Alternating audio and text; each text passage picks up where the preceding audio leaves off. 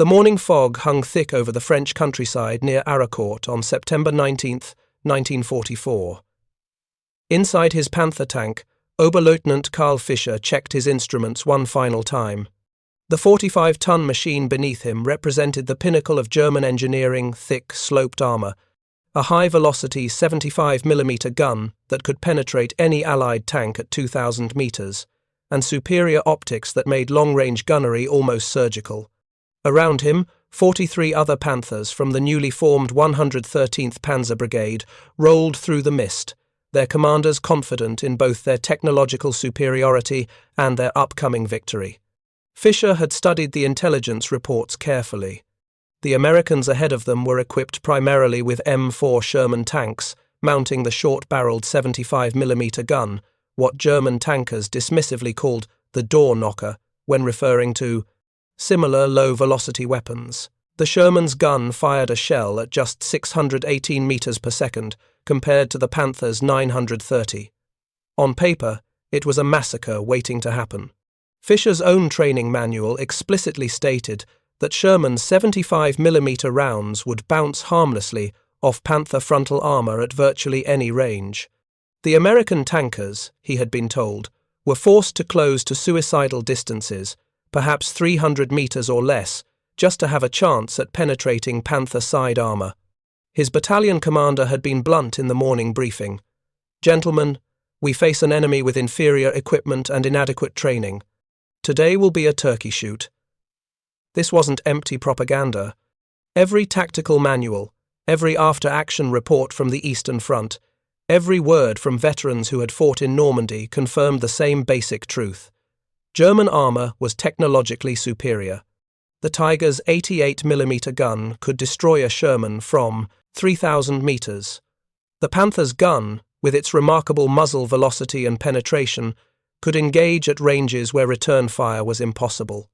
Even the standard Panzer IV's upgraded long-barreled 75mm gun outperformed the American weapons. This technological edge wasn't just comforting, it was a mathematical fact, proven in test ranges from Kummersdorf to Paderborn. If you're enjoying this deep dive into the story, hit the subscribe button and let us know in the comments from where in the world you are watching from today. Fischer's radio crackled with the advance order. Through the swirling fog, he could make out the dark shapes of other Panthers moving forward. The plan was straightforward. Punch through the American screening forces near Aracourt, wheel north, and cut off the exposed salient held by the 4th Armored Division's Combat Command A. With over 260 German tanks and assault guns concentrated for this counteroffensive, the Americans' thin defensive line should crumble quickly. Fischer's company would advance directly through Aracourt, overrun any resistance, and proceed to the American headquarters positions beyond.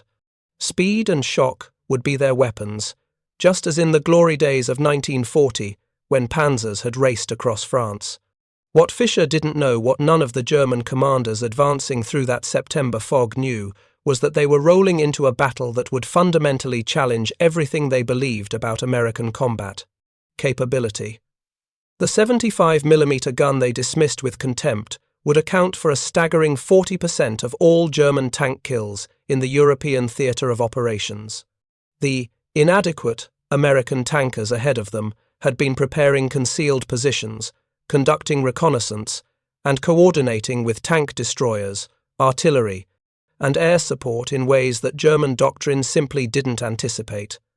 Most critically, the morning fog that German planners thought would cover their advance would actually neutralize the one advantage German tanks possessed, their ability to kill at extreme range. But in that moment, bouncing in his commander's seat as the Panther's Maybach engine roared, Fischer felt only confidence. Around him, the cream of German armor might move forward. Factory-fresh Panthers, veteran crews from the Eastern Front, detailed intelligence on American positions. Every advantage pointed to a crushing victory. The American 75mm guns ahead posed, his training told him, approximately the same threat as a thrown rock. They simply lacked the penetrating power to matter. The fog began to thin slightly as they approached the American positions near Bures. Fischer could see perhaps 300 meters ahead now, maybe 400 in places where the mist swirled thinner. His gunner reported ready. His loader had an armor-piercing round in the breech. The radio net was alive with confident chatter from other tank commanders. Everything was proceeding according to plan. Then the first American shell struck. It came from the fog to Fisher's left, not the penetrating crack of a high-velocity gun, but the distinctive thump of the 75mm. The round struck a Panther 50 meters ahead of Fisher, and instead of ricocheting harmlessly off the frontal armor as doctrine predicted, it punched through the side armor exposed by the tank's poor positioning. The Panther shuddered, thick black smoke beginning to pour from its engine deck. Fisher's radio exploded with confused shouts. More American guns opened fire, their distinctive report coming from multiple angles, not from the front where German doctrine said they should be, but from concealed positions on the flanks, taking advantage of the fog and terrain that German reconnaissance had failed to properly scout. A second Panther burst into flames, then a third. Fisher's confidence began to crack. These weren't lucky shots from desperate crews. This was coordinated, professional gunnery from tankers who had been waiting in prepared positions, who had scouted the ground, who knew exactly where to position themselves to negate German range advantages. The American 75mm guns that intelligence had dismissed were firing at 200 to 400 meters, exactly the range where their penetration of Panther side armor was still lethal.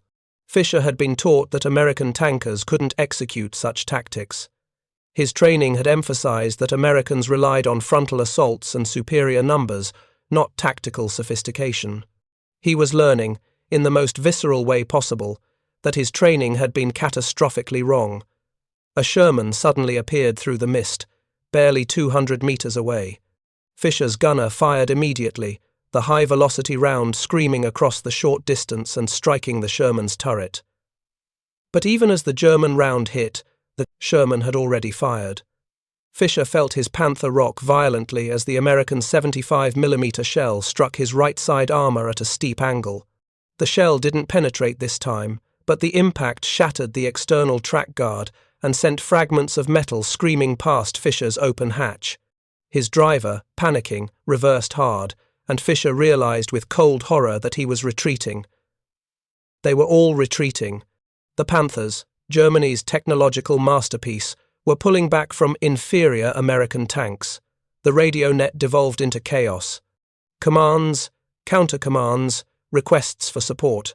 Somewhere to Fisher's right, multiple Panthers had been knocked out in quick succession by American tank destroyers, M10S and M18S, with high-velocity guns that the German intelligence brief had barely mentioned.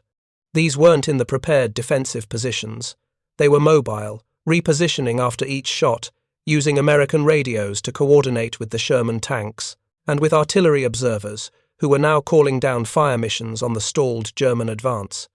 Above the chaos of the tank battle, Fisher heard a new sound, the distinctive howl of American P-47 Thunderbolt fighter bombers. The morning fog that had covered the German advance was rapidly burning off, and the sky was filling with aircraft that German intelligence had assured them would not be a factor. The P-47 seconds carried rockets and bombs, and they orbited the battlefield like sharks, waiting for targets to present themselves in the clear. Fisher made a decision. His Panther could still move, could still fight. But everything he had been taught about American combat doctrine was proving false. The Americans weren't charging forward in desperation. They weren't relying solely on numbers. They were fighting with combined arms coordination, with prepared positions, with excellent tactical use of terrain, and with a 75mm gun that at the ranges where this battle was actually being fought was entirely adequate for killing Panthers. By 1000 hours, the German counteroffensive near Aracourt had stalled completely.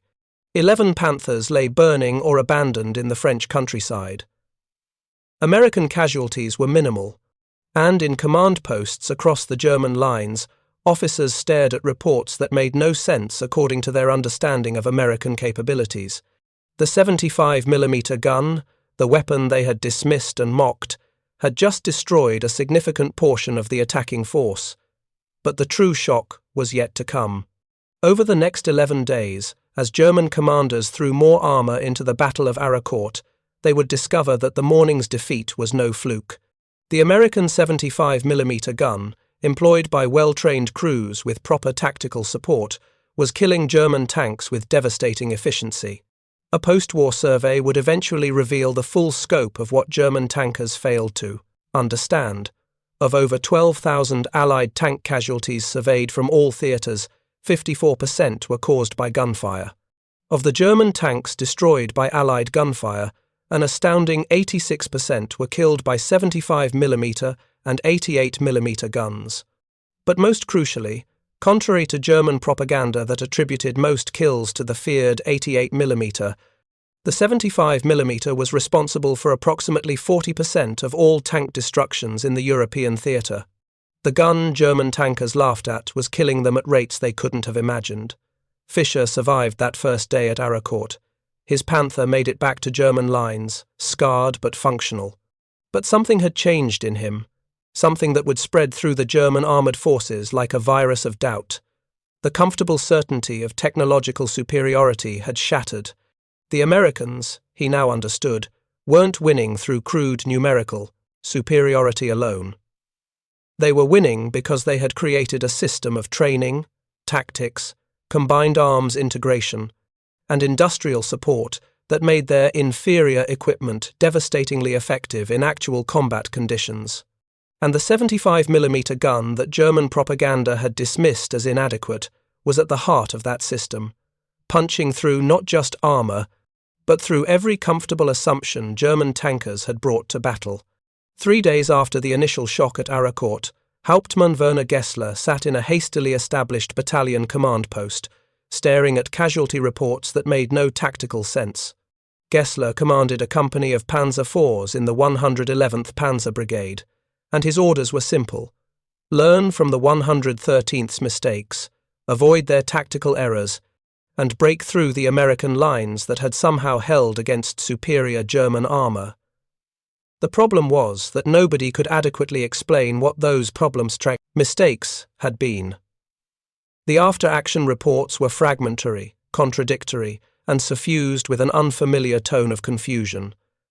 They positioned poorly, one report claimed, suggesting the Panthers had exposed their flanks unnecessarily. But Gessler had seen the tactical maps. The advance routes were textbook blitzkrieg concentrate force, strike hard, exploit breakthrough. American air power was unexpected. Another report argued, though everyone knew the Allies had air superiority. Some reports blamed the fog for reducing visibility, while others blamed the fog for lifting too early. What none of the reports adequately addressed was the central, uncomfortable question: how had American Sherman tanks with 75mm guns defeated German Panthers in what should have been a one-sided engagement? Gessler's own experience on the Eastern Front had taught him to respect Soviet tactics, the mass T-34 attacks, the willingness to trade tanks for ground, and the grim effectiveness of their 85mm guns on later models. But the Americans were supposed to be different. American tankers, according to German intelligence briefs, were mechanically proficient but tactically naive. They preferred frontal assaults. They relied on overwhelming numbers rather than maneuver. They were, in the dismissive phrase Gessler had heard repeatedly, industrialists playing at war. The Americans defending Aracourt were proving to be nothing of the sort. On September 22nd, Gessler's company advanced toward the town of Reshaped with 18 Panzer IVs. These tanks were less capable than the Panthers, their frontal armour was thinner, their guns slightly less powerful, but they were mechanically reliable, and their crews were veterans.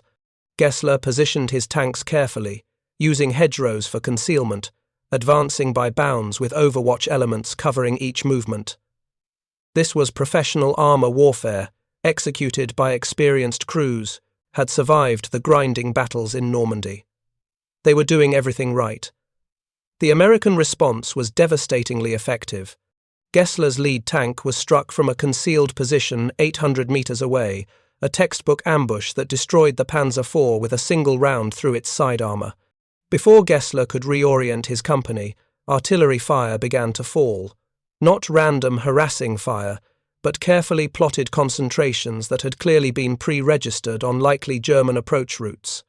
The artillery forced Gessler's tanks to button up, reducing visibility, and in those critical seconds of confusion, American tank destroyers repositioned and fired again. 2 more Panzer IVs were hit in quick succession, but it was what happened next that truly shocked Gessler. An American Sherman appeared at the edge of the hedgerow, perhaps 500 meters distant. Gessler's gunner acquired the target immediately and fired. The round struck the Sherman's turret at an angle and ricocheted away a non-penetrating hit. The Sherman's return fire came almost simultaneously, but instead of an armor-piercing round, the 75mm gun fired something different. The shell burst against Gessler's Panzer IV with a distinctive white bloom, and suddenly the tank was enveloped in thick, acrid smoke. The white substance clung to the hull, burning with intense heat, and the smoke began to be sucked into the tank through the ventilation system. White phosphorus. The Americans were using white phosphorus shells against armor. Inside the Panzer IV, the effect was immediate and terrifying. The burning phosphorus created smoke that blinded the tank's excellent optics. Gessler could no longer see to direct fire. Worse, the acrid fumes infiltrating through the ventilation system made breathing difficult. His loader began to cough violently. The white phosphorus continued to burn on the hull exterior, the temperature inside the tank rising as the metal conducted, heat inward. Gessler knew intellectually that the phosphorus couldn't penetrate armor, that his tank was still mechanically functional, that he should remain in position and continue fighting. But the human factors, the smoke, the heat, the fear of fire spreading were overwhelming. His driver, without orders, reversed away from the engagement. Gessler didn't countermand the order. 2 other Panzer IVs in his company, also hit by white phosphorus rounds, had already begun to withdraw. The Sherman that fired the phosphorus shell wasn't even attempting to destroy German tanks in the traditional sense. It was using the 75mm gun as a psychological weapon, forcing German crews to abandon tactically sound positions not through penetration, but through the sheer terror of burning phosphorus and choking smoke. Later, Gessler would learn that this tactic was widespread among American tank crews. The white phosphorus shells, officially designated M48 for the 75mm gun, had been intended as artillery spotting rounds, but American tankers discovered that firing them directly at German heavy tanks produced effects far beyond their intended purpose. The burning phosphorus blinded the superior German optics, the very systems that gave Panthers and Tigers their range advantage. The smoke disrupted the ventilation systems that German tanks relied upon. And most effectively, the visible burning and billowing smoke created psychological pressure that sometimes caused inexperienced German crews to bail out of otherwise functional tanks. The tactic was particularly effective against the newer German crews that had been rushed to the front after the catastrophic losses in Normandy. These tankers knew intellectually about fire dangers. Every tank crew's nightmare was being trapped in a burning vehicle.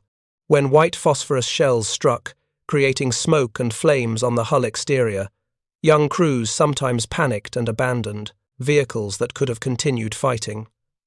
American tankers, coordinating by radio in ways German doctrine didn't anticipate, would mark targets with phosphorus shells and then methodically destroy them with armor-piercing rounds while the crews were disoriented or had already evacuated.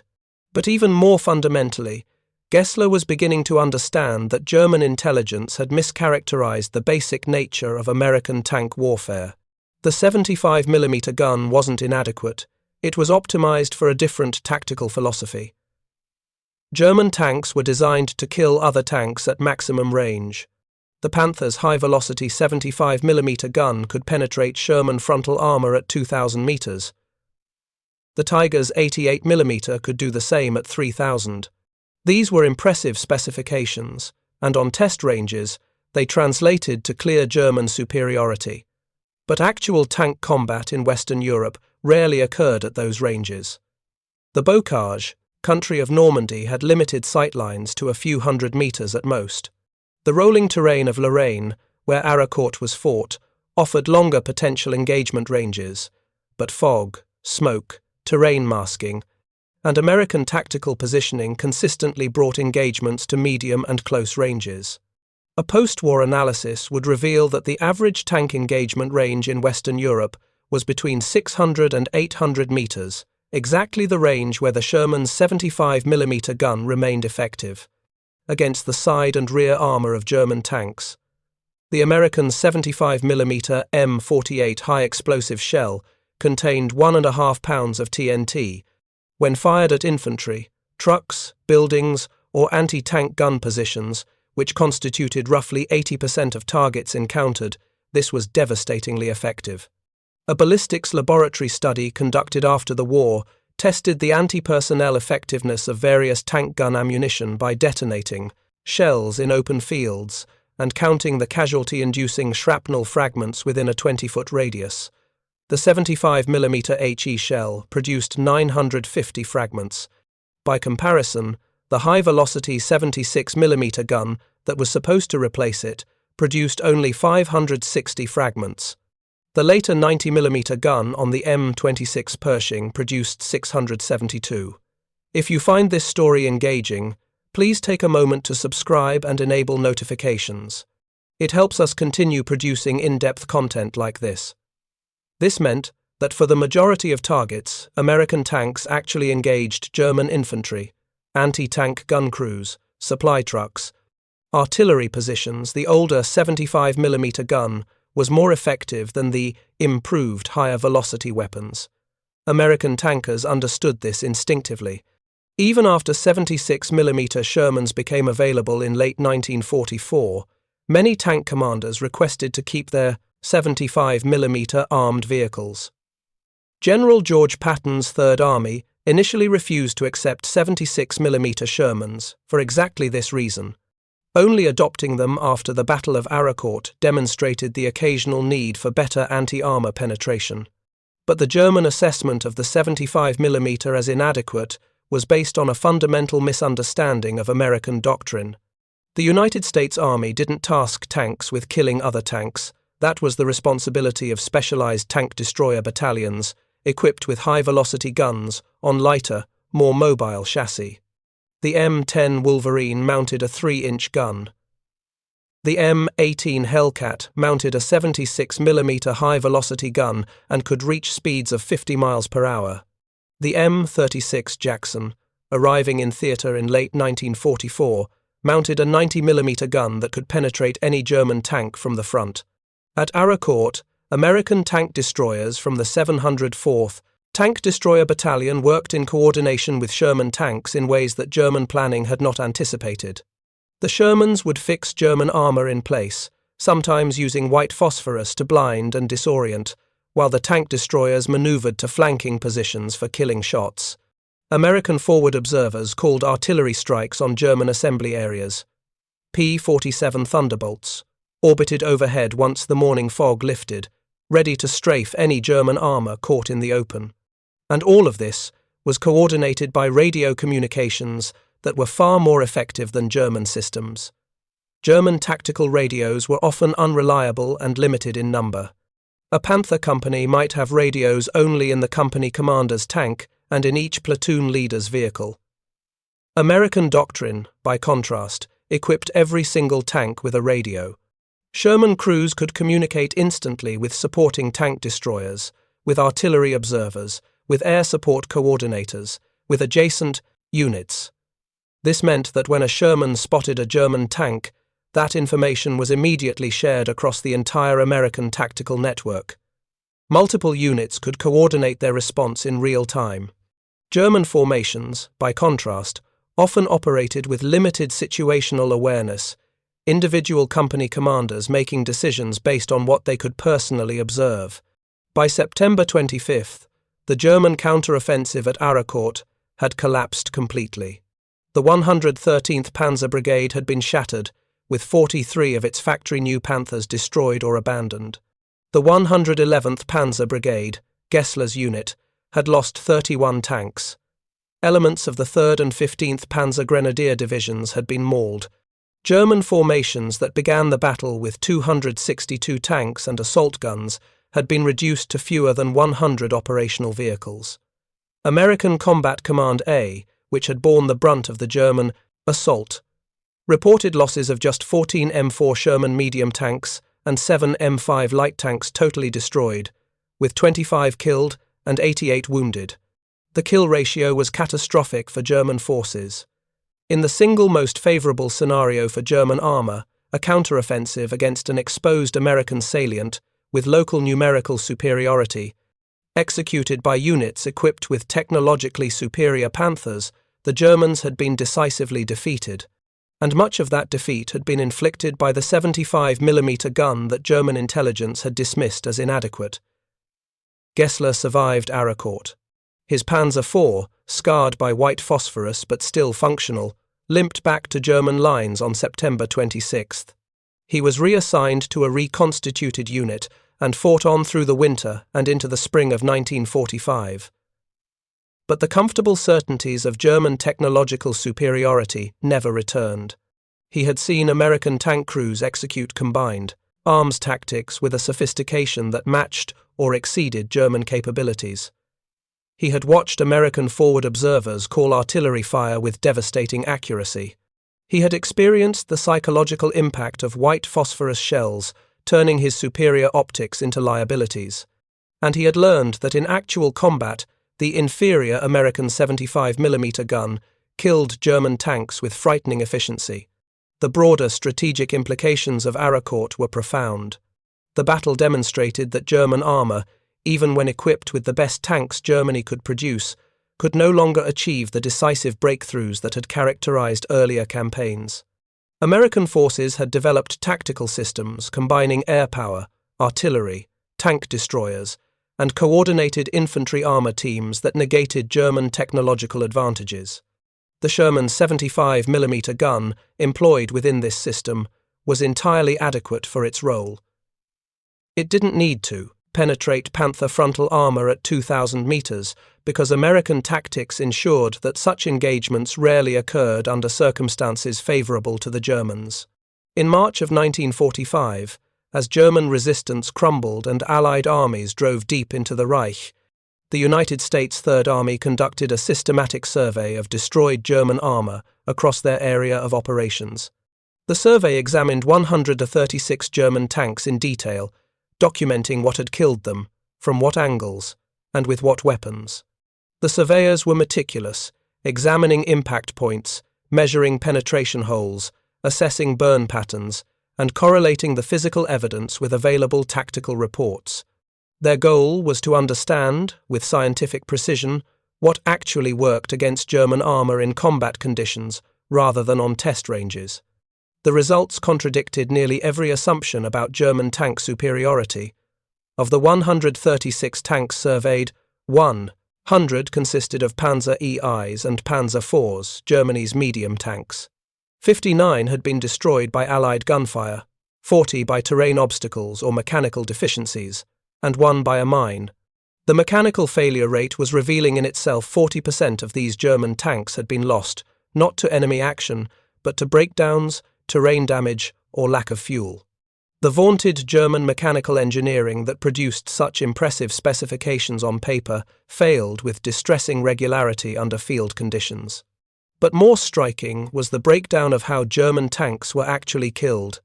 Of the 59 Panzer IEs and IVs destroyed by gunfire, 47 had been killed by 75mm or 76mm armor-piercing ammunition. Only 4 had been destroyed by 90mm rounds from tank destroyers or the new M26 Pershing tanks. 8 had been destroyed by rockets primarily from aircraft. The 75mm, 76mm guns, firing from Shermans and tank destroyers, accounted for nearly 80% of the tank kills.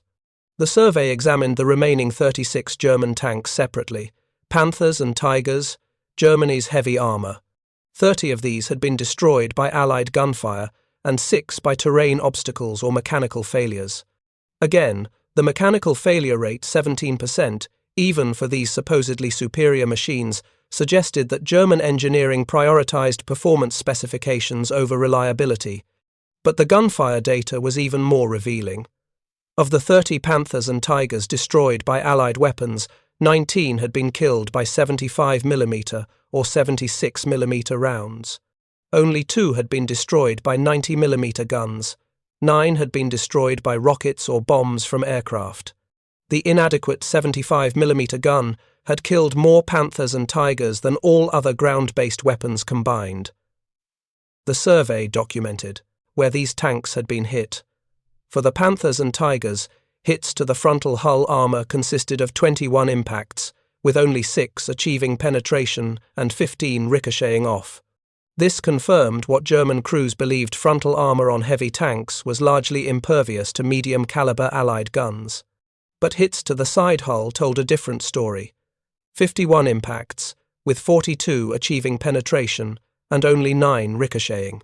Rear hull hits showed similar patterns: 26 impacts with 23 penetrations. American tankers weren't trying to penetrate German frontal armor. They were using tactics, terrain, and coordination to achieve flank and rear shots where their 75mm guns remained lethal. The survey also documented that 40% of the Panthers and Tigers destroyed by gunfire had burned after being penetrated. This was significant because German propaganda had consistently portrayed American tanks as Tommy Cookers or Ronsons that burned easily when hit. The reality was that all tanks burned when their ammunition was set off, and the burn rates for German heavy tanks were comparable to, or worse than, American vehicles. The difference was that American logistics could replace a destroyed Sherman within days, while German tanks, even when repairable, often sat immobile for weeks, waiting for spare parts that never arrived. But perhaps the most damning finding in the Third Army survey was the analysis of German tactical positioning at the moment of death. A substantial percentage of German tanks had been destroyed while stationary in defensive positions, often with excellent fields of fire and good cover to the front, but with exposed flanks.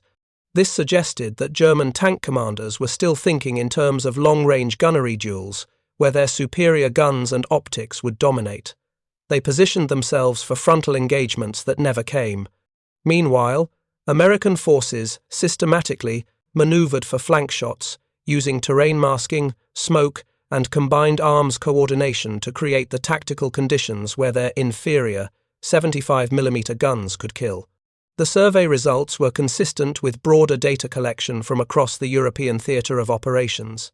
A comprehensive study examining over 12,000 Allied tank casualties from all theatres found that 54% had been lost to enemy gunfire, which included tanks, anti-tank guns, assault guns, and artillery. Of the tanks lost to gunfire, 86% had been destroyed by German 75mm and 88mm guns. But crucially, the survey noted that most 88mm kills were from the Flak 88 anti-aircraft gun used in the anti-tank role, not from Tiger tanks. The Tiger, despite its fearsome reputation, existed in relatively small numbers and accounted for only a tiny fraction of actual Allied tank losses. German production figures told the story clearly. Germany produced approximately 1,400 Tiger I tanks between 1942 and 1944. They produced roughly 9,000 Panther tanks between 1943 and 1945. By comparison, the United States produced approximately 50,000 Sherman tanks during the war. The Soviet Union produced over 50,000 T-34 seconds. Even if German tanks had been qualitatively superior in every measurable way, and the evidence suggested they were not, the quantitative mismatch meant Germany could not win through armor alone. But German propaganda had convinced both German troops and many Allied soldiers that Tigers and Panthers were nearly invulnerable. This created a psychological burden that affected tactical decision-making on both sides. German crews, confident in their technological superiority, sometimes took risks that proper tactical caution would have avoided. Allied crews, initially terrified of German heavy tanks, sometimes failed to engage when they had tactical advantages. The reality was more prosaic. At the ranges where tank combat actually occurred in Western Europe, well-positioned Shermans with 75mm guns could and did kill Panthers and Tigers with regularity. The psychological transformation this represented for German armoured forces was profound. Officers who had trained in the confident days of 1940 through 42, when German panzers seemed unstoppable, watched their doctrine unravel. The Blitzkrieg had been built on the assumption of technological and tactical superiority, German tanks penetrating enemy formations, exploiting breakthroughs, achieving operational depth before defenders could respond. But by late 1944, every assumption had reversed. Allied air superiority made daylight movement suicidal. Allied artillery, coordinated by radio and forward observers, could mass fires with frightening speed. Allied tank destroyers, coordinated tank infantry teams systematically destroyed German armor. And the American Sherman tank, with its inadequate 75mm gun, had become the symbol of German defeat. Not because it was a better tank by most technical measures. It wasn't. But because it was integrated into a tactical and logistical system that emphasized reliability, maintainability, combined arms coordination, and overwhelming material support. A destroyed Sherman could be replaced within days. A skilled Sherman crew, if they survived, would receive a new tank and return to combat. The American system could absorb losses that would cripple German formations and continue fighting with undiminished effectiveness. By April of 1945, as American forces crossed the Rhine and drove into central Germany, remaining German armor was largely ineffective. Fuel shortages immobilized tanks. Spare parts were unavailable. Experienced crews had been killed or transferred to other formations. The Panthers and Tigers that survived were often abandoned by their crews, not because they were destroyed, but because there was no fuel to move them or ammunition to fight them. The technological superiority that German propaganda had promised counted for nothing against the systemic collapse of German logistics and the overwhelming material superiority of Allied forces. The 75mm gun continued killing German tanks until the end of the war. American crews who had learned to trust their weapons and tactics continued to fight with confidence even against heavier German armor. The white phosphorus shells that blinded German optics remained standard ammunition. The combined arms tactics that had proven so effective at Aracourt were refined and replicated across every American armored unit. And German tank commanders, those who survived, carried with them the bitter knowledge that everything they had been taught about American inadequacy had been a comfortable lie. This final irony was revealed in post-war interrogations of German officers and analysis of German tactical doctrine. German training emphasized individual tank superiority and small unit tactics. Panthers were designed to win one-on-one duels with enemy tanks at maximum range, but American doctrine didn't fight duels. American tanks fought as teams, coordinated with artillery, air support, and infantry, creating situations where German technological advantages were systematically negated. A single Sherman might lose to a single Panther in ideal conditions, but 3 Shermans, supported by tank destroyers and artillery, working together by radio against a Panther that was tactically isolated, would win that engagement nearly every time. The Germans had built better tanks, the Americans had built a better system, and in total war, systems matter more than individual weapons. The 75mm gun that German tank commanders laughed at in 1944 ended the war with an 1840, impressive record. Reliable, easy to maintain, effective against the vast majority of targets encountered, and adequate against German armor when employed with proper tactics, it had proven itself in ways that no test range could predict. The post-war surveys confirmed what combat veterans already knew.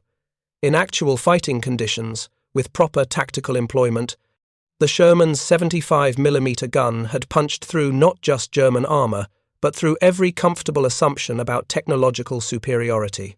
For Oberleutnant Karl Fischer, who survived the war and returned to a shattered Germany, the memory of that morning at Aracourt remained vivid. The fog, the confident advance, the shock of American effectiveness, the Panthers burning in the French countryside. He had entered that battle believing in German superiority. He left it understanding that wars are won not by the best weapons, but by the best systems, and that the Americans, with their mass production, their logistics, their combined arms coordination, and yes, their allegedly inadequate 75mm guns, had built a system that German tactical and technological excellence could not overcome. The gun they laughed at had the last word. 40% of all German tanks destroyed by Allied gunfire in the European theatre of operations fell to 75mm guns. That single statistic, derived from careful post-war analysis, told a story that German propaganda had worked desperately to suppress. American tankers, with weapons German intelligence had dismissed as inferior, had fought with skill, courage, and tactical sophistication that matched or exceeded German capabilities. The Sherman may not have been the best tank of the war by technical specifications, but employed within the American system of warfare, it was more than good enough to help destroy the Wehrmacht and end the Nazi regime. The 75mm gun that Panzer commanders laughed at punched through their armor, their tactics, their doctrine, and ultimately, their dreams of victory. The comfortable certainty of technological superiority had proven to be nothing more than propaganda and reality, delivered at 600 meters by well-trained American tank crews, had been devastatingly effective. Thank you for watching. For more detailed historical breakdowns, check out the other videos on your screen now, and don't forget to subscribe.